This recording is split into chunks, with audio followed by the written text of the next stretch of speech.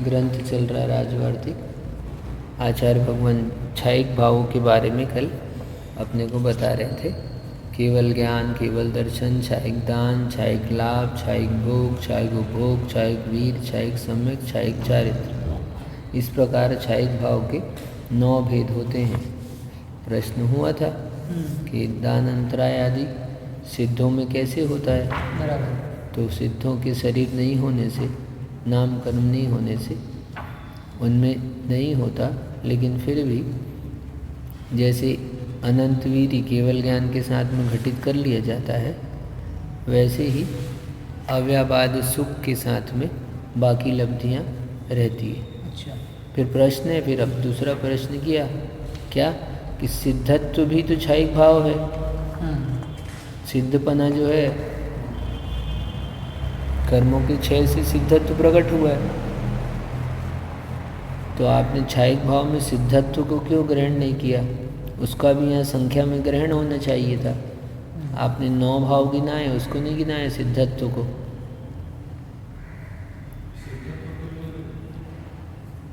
सिद्ध हो गए भगवान। उत्तर देते हैं ऐसा नहीं है, क्योंकि विशेष का कथन कर देने पर सामान्य बिना कथन किए ही अपने आप सिद्ध हो जाता है। हमने ये सब 9 भाव कह दिए ना, ये विशेष विशेष भाव हैं, तो ये सब कह दिए, इसका मतलब सिद्धत्व तो अपने आप ग्रहण हो गया, क्योंकि सिद्धत्व इनसे छोड़ के कुछ और कुछ सिद्धत्व नहीं है ना। ऐसा नहीं है कि सिद्धत्व, तो ये सब मिला के ये सब विशेष हो गए और इन सब का सामान्यपना हो गया सिद्धत्व। सिद्ध हुए भगवान, सिद्ध हो गए तो क्या हो गया? सिद्ध हुए तो अनंत ज्ञान, अनंत दर्शन, यही सब तो हो गया ना उनके यहाँ। सिद्ध होने का मतलब क्या है? सिद्ध होने का मतलब क्या है? यही है, गुणों की प्राप्ति हो जाना, है ना। तो समस्त गुणों की प्राप्ति हो जाने से सिद्धत्व हो गया। तो इसलिए विशेष का कथन कर दिया है, तो सामान्य का कथन भी क्या होता है उसमें संख्या में अपने आप आ जाता है। यहाँ पर ये कहे ना 9 कहें आपने छायिक भाव के 9 भेद, तो 9 क्यों कहे? 10 कहते थे, है ना। और लाइन से जो बता दिया ठीक तो हमने बोला कि नहीं, हमने जो विशेष का बात बोली तो सामान्य अपने आप सामान्य बिना कथन किए ही अपने आप सिद्ध हो जाता है ना। जैसे पैरों के पृथक निर्देश से अंगुली सामान्य का कथन हो ही जाता है। भी अब पैर धो के आओ, हमने कहा पैर धो के आओ, तो पैर धो के आओ तो पैर धोएंगे, अंगुली नहीं धोएंगे क्या?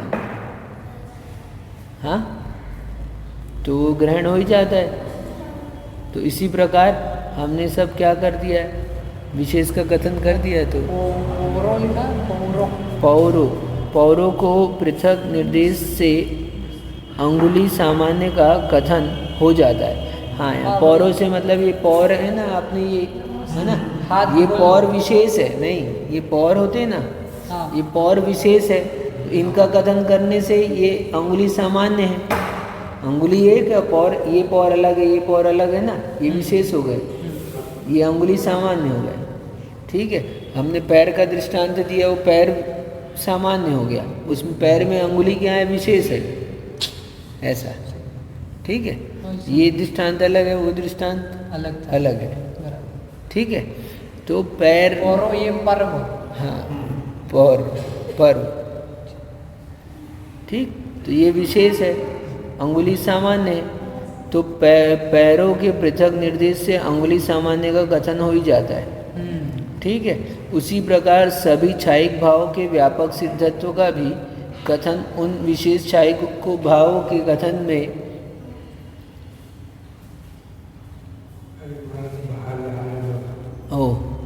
कथन से ही हो गया है, उसके पृथक कथन की आवश्यकता नहीं है। अब यह बता दिया सिद्ध भगवान है ना, तो सिद्ध भगवान के बारे में यहाँ पर बात बता दी। सिद्ध भगवान के पास में हमने विशेष विशेष उनके गुण बता दिए, तो सामान्य का ग्रहण हो जाता है। ठीक है, इस तरह यहाँ कहा। अब आगे कौन से भाव की चर्चा है? अब आगे भाव कहते हैं छायोपशमिक भाव। जो छायोपशमिक भाव 18 प्रकार के कहे हैं, उनके भेद का निरूपण करने के लिए सूत्र कहते हैं। ज्ञान दर्शन लब्धयश्च चतुस्त्री त्रि पंच भेदा सम्यक चारित्र संयमाश्च। ज्ञान दर्शन लब्धय चतुस्त्री त्रि पंच भेदा सम्यक चारित्र संयमाश्च। हाँ, अब ये बता रहे हैं कितने ये सूत्र पढ़ा। ये सूत्र महाराज ने कहाँ से पढ़ा बेटा? सूत्र पढ़ा ना महाराज ने, अभी हमने बोला फिर महाराज ने पढ़ा सूत्र। ये क्या है? तत्वार सूत्र है ना, ग्रंथ है तत्वार सूत्र, उसमें के सूत्र पढ़े महाराज ने। तो यहाँ बता रहे छायोपशमिक भाव के 18 भेद, 4 ज्ञान, 3 अज्ञान, 3 दर्शन, 5 लब्धियाँ, सम्यक दर्शन, छायोपशमिक, चारित्र और संयम, ये 18 भेद छायोपशमिक भाव के हो गए। ठीक है, अभी विस्तार से बताते हैं। और 4 आदि संख्याओं का अब यहाँ पर चल रहा है, थोड़ा व्याख्यान चलेगा, विस्तार शायद आगे करेंगे, ठीक है चलेगा। 4 आदि संख्याओं का द्वंद्व समास करके पुनः भेद के साथ बहुव्रीहि समास करना चाहिए। 4 आदि संख्याओं का द्वंद्व समास करो पहले, और द्वंद्व समास करने के बाद में बहुव्रीहि समास करो। ठीक है, द्वंद्व समास में तुल्य बल होता है, समान होते हैं, इसलिए द्वंद्व समास होता है। और फिर अन्य पद प्रधान होते हैं तो बहुव्रीहि समास होता है। ठीक है, तो 4 ज्ञान आदि ये जिसके भेद हैं, किसके? वो है छायोपशमिक भाव। द्वंद्व में कौन सा पद प्रधान रहेगा? उभय पद प्रधान। उभय पद प्रधान, ठीक है। तो 4 आदि संख्याओं का तो उन्होंने द्वंद्व किया है, हाँ, पुनः भेद के साथ फिर बहुव्रीहि किया है, हाँ, यानी उत्तर पद प्रधान किया बाद में। हाँ, ठीक। हाँ, पहले यानी हाँ द्वंद्व किया। अभी ये इसमें बता रहे हैं, देखो क्या है। जैसे 4 3 3 5 भेद जिनके हैं, वह 4 3 3 5 भेद वाला है, ये बहुव्रीहि समास हो गया। बराबर, ठीक। प्रश्न है, त्रि शब्द का द्वंद्व अपवाद में एक शेष क्यों नहीं हुआ? यहाँ पर आपने कहा ना, तो 3 शब्द का यदि द्वंद्व समास करते तो त्रि भेद, यहाँ 2 बार त्रि प्रयोग किया आपने, तो वो 1 हो जाता, त्रि प्रयोग होता, 2 क्यों, 1 शेष क्यों नहीं हुआ? 2 क्यों बचे रह गए? उत्तर, एक त्रि संख्या से अर्थ का अवबोध नहीं होने से तथा अन्य पदार्थ प्रधान होने से त्रि शब्द का एक शेष नहीं होता है। यदि एक त्रि शब्द देते हम तो सेटिंग नहीं हो पाती इसमें। क्या? ज्ञान, अज्ञान, दर्शन, लब्धयश्च चतुस्त्री कहा, तो ज्ञान अज्ञान 3 और दर्शन 3, तो 1 3 शब्द देते तो ये ग्रहण नहीं होता है ना। 1 3 से काम नहीं बनेगा, ठीक है, अर्थ का अवबोध ही तो नहीं होगा। पहली बात तो अर्थ का अवबोध नहीं होता, और क्या होता?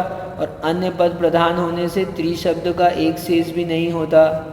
अब अन्य शब्द प्रधान है तो वो दोनों मिला के त्रि शब्द का एक बच जाए, ऐसा नहीं हो सकता। एक बार लिखते हैं, यानी सूत्र में जो त्रि 2 बार लिखा है, तो बोले कि 2 बार को 1 बार से हो जाना चाहिए था। तो हमने समाधान दिया कि 1 बार लिखने से अर्थ का अवबोध नहीं हुआ कि वो 3 जो है वो कौन से भाव के लिए। हाँ, ठीक है, एक ये बात है, और दूसरा क्या नहीं होगा साथ में, क्या है, ये त्रि शब्द जो है एक शेष नहीं बचेगा। क्यों नहीं बचेगा? क्योंकि अन्य पद प्रधान है।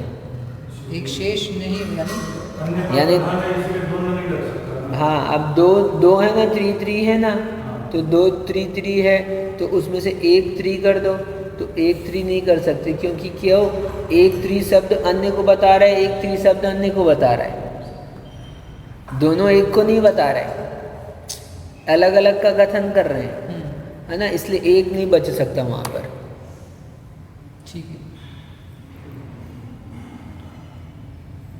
तथा त्रि शब्द को पृथक कहने का विशेष प्रयोजन भी है, और पृथक से कहा है तो विशेष प्रयोजन भी है।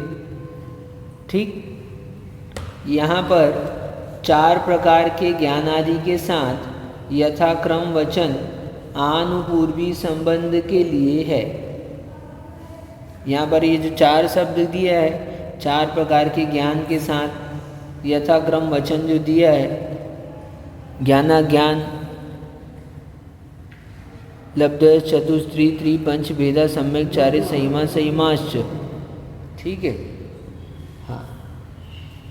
तो ये कह रहे हैं यहाँ पर 4 प्रकार के ज्ञान आदि के साथ यथाक्रम वचन आनुपूर्वी संबंध के लिए है।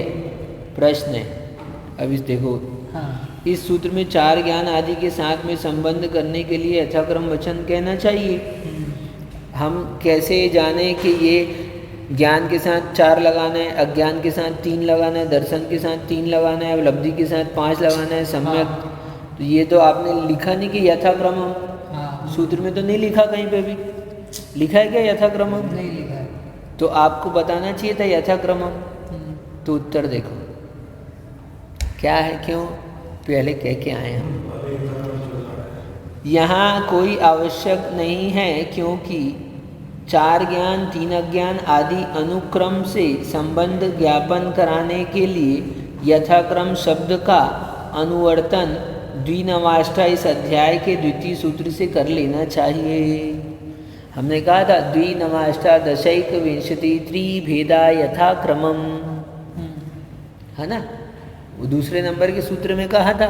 और ये अध्याय चल रहा है उसी का, तो उसी सूत्र के अनुपूर्वी क्रम में इसको यहाँ पर लगा लेना चाहिए। यानी कितना बचाया है देखो यहाँ पर। इसलिए सूत्र ऐसे होते हैं ना, सोपस्कार होते हैं। सूत्र क्या होते हैं? सोपस्कार होते हैं, यानी अपने अर्थ के अलावा ऊपर से आए हुए अर्थ का ग्रहण अपने में गर्भित करते हुए और अपने ही अर्थ को आगे तक ले जाने वाले होते हैं। ठीक है, ये सूत्र की विशिष्टता है। तो यहाँ पर यथाक्रम समझ गए अपन, है ना। आदि अनुक्रम से संबंध ज्ञापन करने के लिए हाँ, यथाक्रम शब्द का अनुवर्तन द्विनवाष्टा सूत्र से आ रहा है। वहाँ सूत्र में कहा था ना, जैसे पहले किया वैसे इसी में इतना सा बोलना है। नहीं, पहले हमने प्रयोग कर दिया है, ये अध्याय उसी का चल रहा है, तो वहाँ वो इसमें भी लगाओ। हाँ, नहीं, उसको लगाना है यहाँ पर, उसी को, है ना, ऐसा है। प्रोग्रामिंग है ये, प्रोग्रामिंग, सॉफ्टवेयर प्रोग्रामिंग अनुवर्तन। यदि सिस्टम है यहाँ, हमने वो एक बार वैसे डाल दिया है ना, अब जब भी वो एंट्री करेंगे ना, तो एंट्री अपने आप वो वाला द्विनवाष्टा दशैक विंशति त्रिभेदा ये सॉफ्टवेयर सिस्टम है। दूसरे नंबर का सूत्र था। हाँ, यथाक्रम। तो अपन ने तीसरे अभी 5वें नंबर का सूत्र पढ़ा है अपन ने। हाँ, ठीक है ना। तो अपने को ये बोलना है कि वहाँ से ये अनुक्रम में चला आ रहा है। सम्यक्त चारित्र्य, तो उसमें तो संख्या ही नहीं है। सम्यक्त चारित्र्य में संख्या तो नहीं होने दो ना, उससे जहाँ पर जरूरत पड़ेगी वहाँ पर लगेगा, वैसा नहीं सब जगह लगेगा, है ना। क्या है ये सिस्टम है, ये सॉफ्टवेयर। तुम सॉफ्टवेयर इंजीनियर हो ना, ये पढ़ाने तुमको सॉफ्टवेयर निकाल के दिखाया तुमको हमारा। हाँ, ये प्रोग्रामिंग है हमारी, देखो कितनी ज़बरदस्त है। नहीं, यानी क्वेश्चन सामने वाले क्या किया उसका आंसर होना चाहिए हमारे पास। तो कैसे उन्होंने सेट कर लिया। बहुत, इसको पढ़ोगे बेटा बहुत ज्ञानी हो जाओगे तुम लोग सब। इन बच्चों को ये पढ़ाए ना अपन, तो ये लोग ज्ञानी हो जाएंगे। मेरे मन में यही आया, इनको डेली एक एक सूत्र देके याद करा दो। हाँ, याद कर लेंगे। हाँ, एक सूत्र। अरे नहीं, पूरा तत्वार सूत्र याद करा दो आप। एक एक करके मैंने इनका प्रैक्टिकल किया। जैसे उनको मैंने 4 लाइन दी सरस्वती तेरे नाम स्तोत्र की, तो याद नहीं की इन्होंने। दो बच्चों ने किया, 2-3 बच्चों ने एक लाइन रोज कराते जाओ। तो वही, अब उनको इतना सारा हैवी नहीं देके कम देना है, तो उस तरीके से वो कम नाश्ता पचा लेंगे। हमारे यहाँ एक गुड़िया थी 4 साल की, इनसे तो बहुत छोटी होगी। 4 कितने साल के हो तुम? 10 की हो। वो 4 साल की थी ना, पूरा तत्वार सूत्र तब याद हो गया था उसको। बचपन में बहुत जल्दी को पूरा 10 अध्याय हमको याद नहीं था, वो खड़े होके सुना देती थी पूरा 10 अध्याय। ऐसे नॉन स्टॉप। होशियार 5 या 8 बच्चे आ जाए बस 10 मिनट दिन के, तैयार हो जाएंगे 4 महीने में। इन लोगों को जितनी मेहनत अपन स्कूल का पढ़ाने की करते हैं ना, उसकी जगह ये पढ़ाएंगे ना, तो ये लोग तो आसमान छुएंगे, आसमान छुएंगे। स्कूल चलाने की बुद्धि आ जाएगी, पढ़ने की तो अलग है। ये लोग बड़े बड़े अच्छों को पढ़ा देंगे।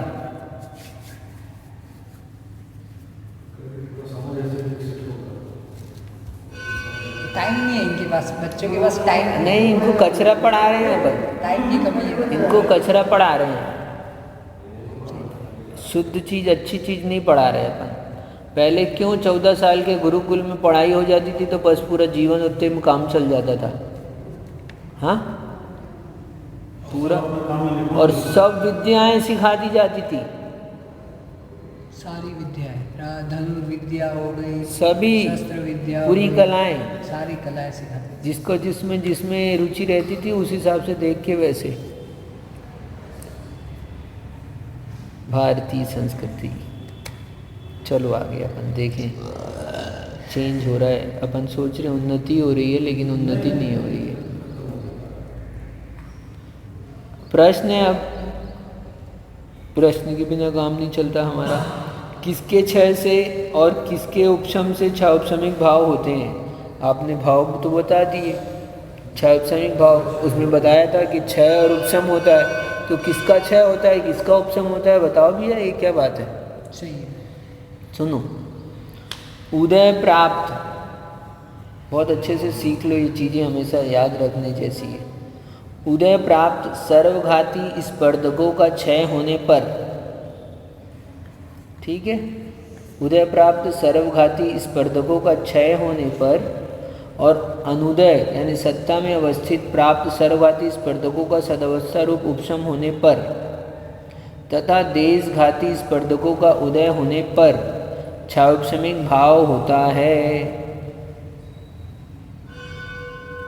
कर्म जो होते हैं ना, कर्म के समूह में 2 प्रकार के स्पर्धक होते हैं, परमाणु का समूह मिलके स्पर्धक बनते हैं। कर्म मिलके वर्ग बनते हैं, वर्ग मिलके वर्गणा बनती है, वर्गणाओं का समूह स्पर्धक होता है।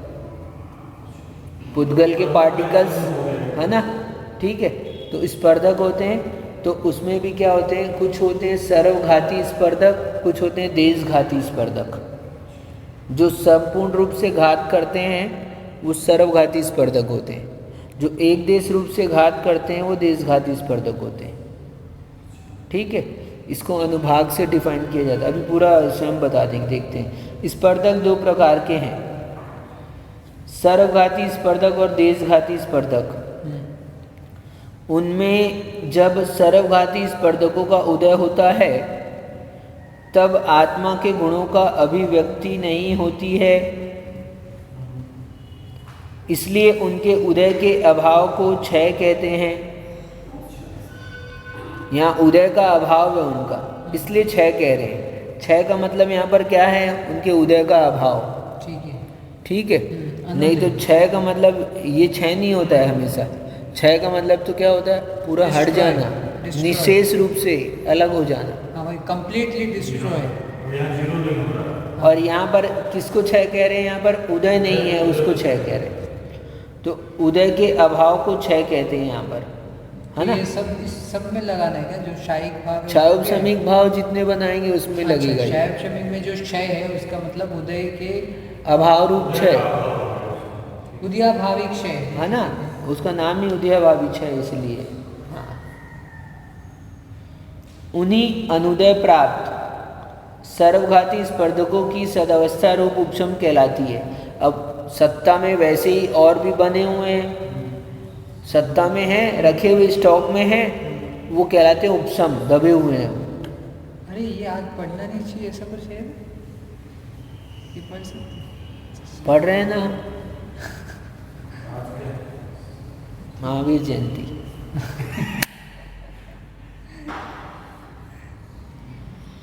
ठीक, सर्वघाती स्पर्धकों की सदावस्था उपशम कहलाती है। अच्छा, ठीक है, स्वाध्याय में पढ़ रहे हैं अपन तो।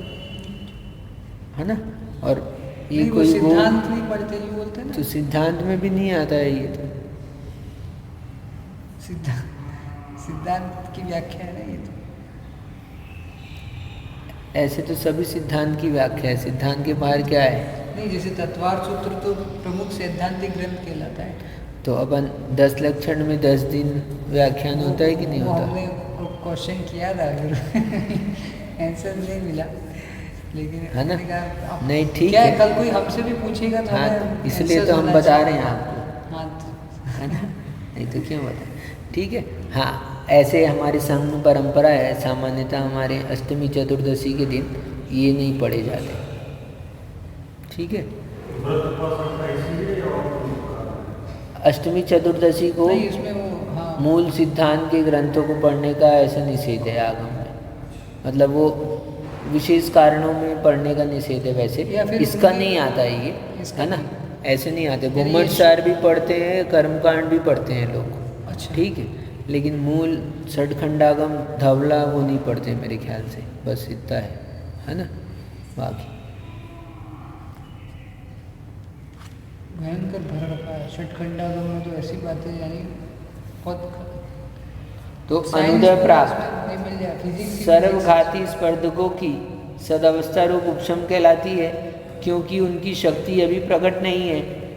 जो दबे हुए हैं उनकी शक्ति प्रकट नहीं है, इसलिए आत्मसाद भावित यानी उदय में आने वाले, आत्मसाद भावित उदय में आने वाले सर्वघाती स्पर्धकों का उदयाभावी क्षय यानी बिना फल दिए नष्ट होना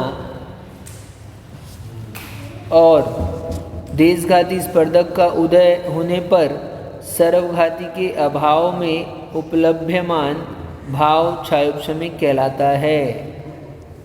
ठीक, ये क्षयोपशमिक बता दिया। सर्वघाती स्पर्धकों का उदयाभावी क्षय, उन्हीं का सदावस्था रूप उपशम और देशघाती स्पर्धक का उदय, ठीक है। उससे बनता है क्षयोपशमिक भाव। हाँ, बस इतनी सी बात है। अब हम वही आपको बताने वाले थे। हाँ, ये देखो, ये हम बना रहे, इसका ग्राफ है हमारे, ये है पावर का ग्राफ, इसको बोलते हैं अनुभाग। हमारे यहाँ 4 कैटेगरी बना दी गई है इसकी। क्या ये ग्राफ दिख रहा है आपको, ट्रायंगल बना हुआ है, ये पावर्स बता रहा है, कर्म की पावर यहाँ पर क्या है, ज़्यादा है।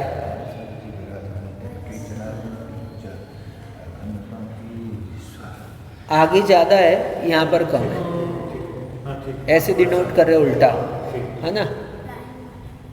लता, दारू, अस्थि और शैल, इन 4 एग्जाम्पल से हम डिनोट करते हैं। किसको डिनोट करते हैं? एक कर्म की पावर को। हाँ, बराबर। ठीक है, उसको हमने ये 4 पार्ट कर दिए, दिख रहा है आपको, बहुत अच्छी चीज़ है ना। बता रहे। इसमें से लता, बेटा साइड हो जाओ, इसमें से ये जो लता दिख रहा है, लता का मतलब बेल की तरह, दारू यानी लकड़ी है, बैठ जाओ बेटा, दारू यानी लकड़ी, है ना। ये एक दूसरे की अपेक्षा सॉफ्टनेस में क्या होता है, देखते जाओ।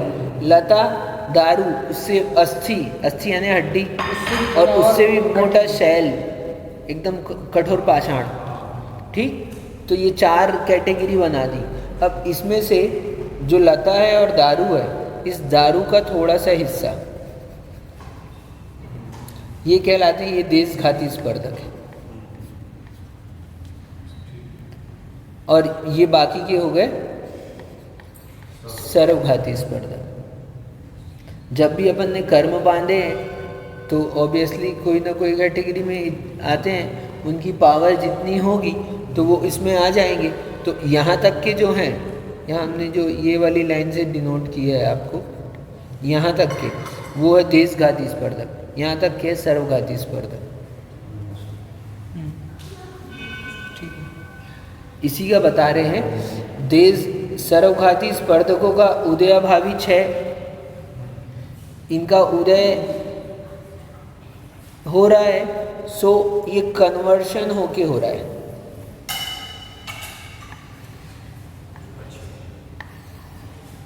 क्योंकि कर्म है, अभी उदय में तो आएंगे, उदय में आएंगे तो ये क्या हो गए। हाँ रहने दो। हाँ हम वही देख रहे थे, छिपकली मिली नहीं थी सुबह हमको, अभी आके हमने उठाया था ना 2 मिनट के लिए बेचारी। हाँ कुछ मत करो अभी, छिपकली का बहुत छोटा बच्चा है बेचारा, अब वो यहाँ कैसे आ गया। लेकिन आप सुबह ये वहाँ से है, वहाँ पे हमेशा रहता था। वहाँ पर एक था, दो दिन पहले उधर, वो दूसरा था थोड़ा सा बस।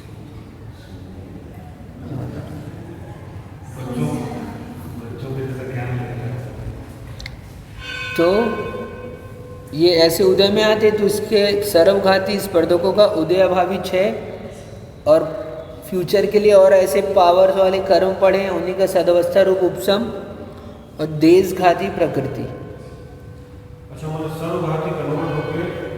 ये हाँ, और ये उदय में आ रहे हैं, अभी उदय में तो सब चल रहे हैं हर समय में, तो इसलिए इनका देशघाती बेटा, हाँ देशघाती प्रकृति का उदय, इसको कहते हैं क्षय उपशम, क्षय प्लस उपशम। इसी को यहाँ बताया, इसको कल और पढ़ेंगे, बहुत अच्छे से समझने का, बहुत एक बार और इसको अपन पढ़कर आगे चलेंगे, है ना। स्पर्धक किसे कहते हैं सब बता रहे हैं, स्वयं पूरी अच्छी कहानी बता रहे हैं स्पर्धक। कल स्पर्धक पढ़ेंगे, उसके बाद फिर से इसको एक बार पढ़ेंगे, अच्छा हमेशा के लिए समझ में आ जाएगा, है ना।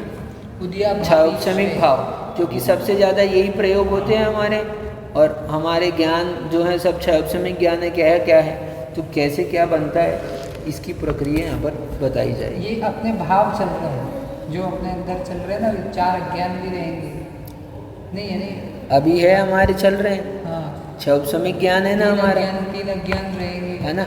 ज्ञान भी क्षौपसमिक है, अज्ञान भी क्षौपसमिक है, तो ये दोनों भी तो अपन कंफ्यूज हो जाते हैं, यार क्या है, दिमाग चल नहीं रहा है, तो अज्ञान काम कर रहा है, क्षौपसमिक। तो वही बोलते हैं ना, जिसको मालूम है कि हाँ सिस्टम में ये भी है, अज्ञान भी चल रहा है, तो वो नॉर्मल हो जाएगा। जिसको एकदम से हो गया वो घबरा जाएगा। ये कहाँ से निकली है?